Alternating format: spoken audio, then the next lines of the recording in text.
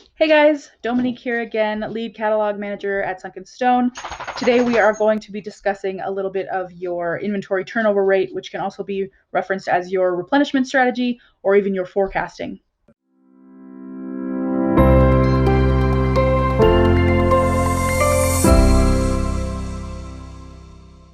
As you can see on the screen, I have a little bit of the most convenient way to actually forecast out your inventory based on your SKUs. So inside of here, we go to your restock inventory, and this is actually where you can input data based on your SKUs.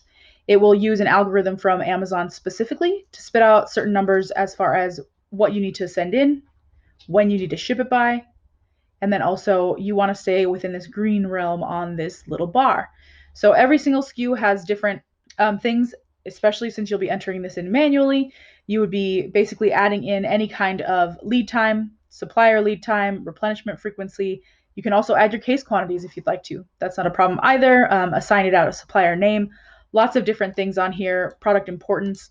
This is a very convenient way to do it when you're first entering into Amazon and when you first are utilizing this system. You can also do external systems that forecast for you and help you in that way. This piece is extremely critical for how you actually load in your products and monitoring your inventory so you don't go either out of stock or you have an overstock of products. Specifically for people who have expiration dates, this is very important. You don't want to ever overstock your products and have too many units inside of Amazon. You want to find that nice, perfect little level where you're not under and you're not over. Like I said, the most convenient way if you've logged on to Amazon and you are inside of your account, this is something that is beneficial to take a look at and keep an eye on to make sure you are sending products in appropriately and at the right time. Thank you so much for watching today.